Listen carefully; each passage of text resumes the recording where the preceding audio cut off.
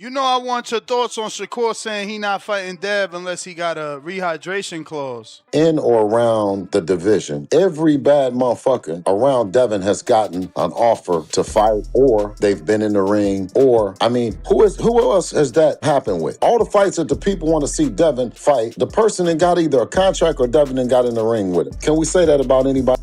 Every time Devin got a fight, here come Twitterson. Here come Twitterson. I'm telling you, every time he got a fight, here come Twitterson. And even when we tried to negotiate with Twitterson, right? We tried to talk to him. He came back out and started tweeting. That's why they changed it to X. My dad has put me in the position that I am in today. People frown upon his past mistakes, but he worked hard to get me away from the path that he did. Of course, I jumped off the porch, which landed me at 5 years in the federal prison. No man is perfect and life is not perfect. You know, I vowed that once I got out that I would never go back again. From that point on, I said, let me be the best that I can be and helping him develop his God-given ability, which is to fight. Hold on, I said Devin Haney bursts everybody. Hold on, so you saying Devin has tools in the bag to beat Boots, basically? Devin has tools in the bag that beat and remind you of everything that any fighter you have seen showed the vulnerability to Boots or any other fighter. Devin has those, if not more, in his tool chest. Okay. Warehouse. Bill Haney has come out swinging with a warning that stops the entire negotiation in its tracks. He's made it crystal clear that despite the fight agreement headlines floating around social media, Team Haney isn't signing anything until Shakur Stevenson drops one massive demand. It's a standoff that has turned ugly, personal, and dangerous for both fighters' legacies. We aren't just talking about money splits here. We are talking about a specific clause that Bill Haney says is a complete non-starter.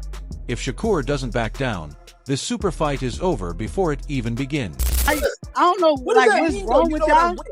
I'm saying this. What does that mean? You know what I'm with? So It means I'm with that same shit that he talking. I bet. I'm with that shit.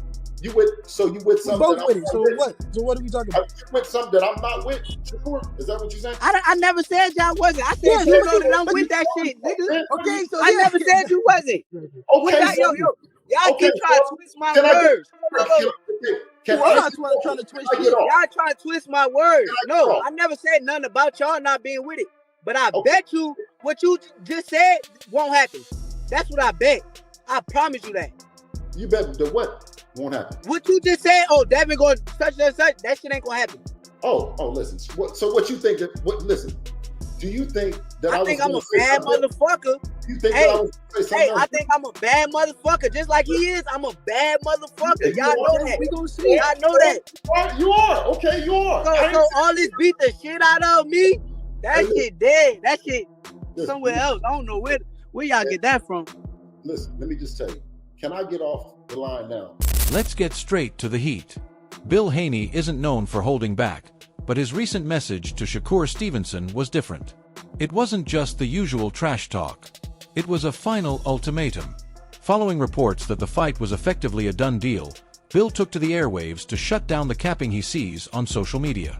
His message: you don't get to make the rules when you're fighting the other side. And also the fact that we've done business with 7 other world champions that Devin has beaten throughout his career, more than any of the guys that, you might like, the Canelos of the world, the Floyds, Pernell Whitaker. At 26 years old. Yeah, I'm about to say. At 26. At 26, fighting 7 world champions and winning. By the time Oscar De La Hoya was 26, he had already... Bill's warning centers on the idea that Shakur is trying to dictate terms that he hasn't earned.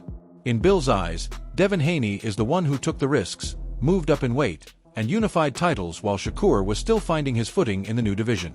He warned Shakur directly, if you don't want to fight, then you don't want to fight. It's a power move designed to strip Shakur of his leverage. The Haney camp is effectively saying, we are coming for you, but it's going to be on our terms or not at all. This aggressive stance suggests that while the fans want the fight, The Hanes are perfectly willing to walk away if they sense they are being handicapped. Phenomenal. You've got Devin Haney, who's got the timing, precision, discipline, and then you've got Shakur Stevenson, who's got the ring IQ, the defense, the precision. It would just be beautiful. And do you know what? Commercially, it works. It would be big. It's a massive fight. It would do big numbers. They would get paid bang. You know, put bums on seats. People will actually want to tune in and watch it. So I kind of guess it would be great for boxing if that fight goes ahead. Keyword, if it actually goes ahead. We've seen them go back and forth many of times online. And it's one of the fights that boxing fans want to see, but just doesn't actually materialize. And you can even throw Tank in the mix. Like, those fights, we've been talking about it for years and it just doesn't actually happen, which it kind of makes me think why? Because you know that the fights will do well. You know boxing fans want to see it. You guys know you will make bang. But I am actually really surprised that he hasn't called out Ryan Garcia, you know, like the rematch with Ryan Garcia, especially as if Ryan Garcia wins his next fight with Barrios, then that could be a potential unification, you know? So it kind of makes me think why that fight's not really spoken about. Obviously, I know why the fight with Shakur is, because one, it's massive, two, Shakur just won. So like, it makes sense. But it'll be interesting to see how it plays out, if it even happens, which, to be honest, I wouldn't even hold my breath on if this fight actually happens, but it would be really good. So what is the actual roadblock threatening to blow this whole thing up? It all comes down to weight. Shakur Stevenson has drawn a line in the sand, demanding a strict 10 pounds rehydration clause for any fight at 147 pounds. If you're not familiar with the term, this clause would prevent Devin Haney from gaining more than 10 pounds between the weigh-in and the actual fight night. Shakur's reasoning is simple and honestly logical from his perspective. He knows Devin is a big guy for the weight class. Without a clause, Devin could weigh in at 147 on Friday and walk into the ring on Saturday night weighing 170 pounds or more. Shakur, who naturally walks around lighter, fears he'd be fighting a super middleweight while he's still in the 100s and 40s. He openly stated, "Why am I going up to these guys' weight classes if I'm not planning on going there? I'm coming with a rehydration clause." Guy's gonna give it up to 170 pounds. Yeah, 175. I'm in the 140s on fight night. Yeah. So if I'm 140, they 170. Bro, what am I in here wrestling around with these? Right. Come on, bro. How did you feel at 140 though? Like compared to 35, did you feel any difference? Or was it like in your body, like does it feel any different at all? Or was it the same? Both of them I'm gonna be straight because the weight is easy to make. So no, I know it's easy, but did you feel the same? Like as far as your performance, or did you feel stronger? Did you feel? I felt good on both parts. Yeah. I felt good on whether I'm at 135 or 140. You know, if you want a belt at 47, I don't think no one's ever held. Who got IBF? At 147, Lewis Crocker. Oh shit. Lewis Crocker got it. His name ain't big enough. Yeah, it's not. But he got the IBF 147. But nobody's never done that except, like, I think one of them old, super old timers that had Henry 3 belts. Armstrong, right? Yeah, I think it might have been Henry Armstrong. They got 3 belts at one time. Three either divisions. him or Jack. No, I think it was Henry Armstrong. Okay. Yeah, Henry Armstrong. Yeah. I would love to do it. Yeah. Mm-hmm.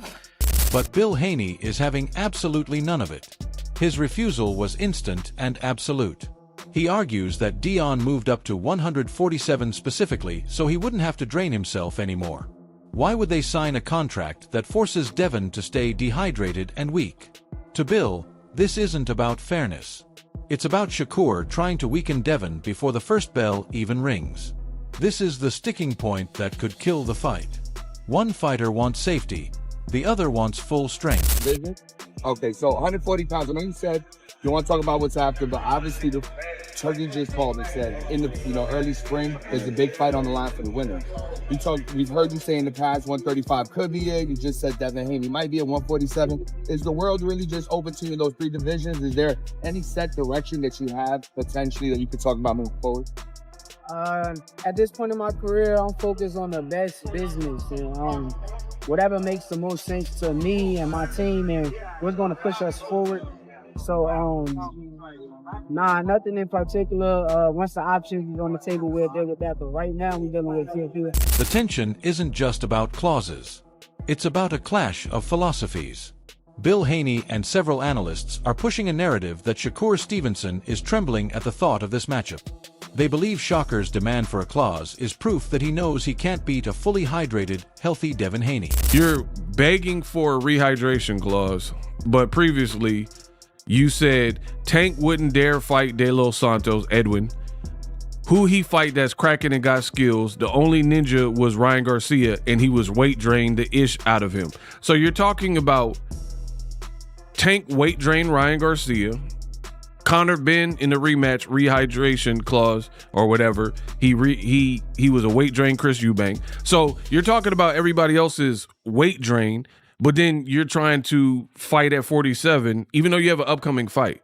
This man needs PR ASAP. He needs a PR person in his life ASAP to go over and maybe help coach him. He a good little fighter. He got skills, but he needs someone to help coach him through these interviews because what I'm hearing and what I'm seeing looks bad. You keep saying Ryan is trash. Ryan Garcia. He only has a left hook. He's not a good fighter. You keep saying Conor Ben started boxing too late. He's not that good. Only reason he beat Chris Eubank is because he drained him, right? But then you want to stifle them with rehydration clause. The same rehydration clause that you said you were against when other people did it. Namely, your nemesis, Gervonta Tank Davis, right? Here's another old clip where Shakur was going against rehydration clauses. Best in the business, and it's not even close. Roll the clip. Truthfully, yeah, it can happen. I just think it got to be at a reasonable weight, and I don't want no like rehydration clause. I don't want nothing that's gonna take away from me actually beating him. So, he could come in, long as he make the actual weight, I'll be with it. But this is Shakur in a past interview talking about fighting Ryan Garcia. He said as long as he make the actual weight, because he didn't make the actual weight with Devin Haney, right?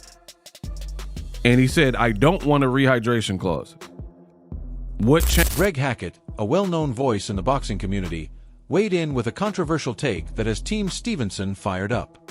Hackett argues that Shakur is deliberately avoiding the fight because he knows Dion brings the same elite skill set to the table, but with more size and discipline. The theory is that Shakur prefers opponents who are either slower or smaller, guys he can potshot and control from a distance.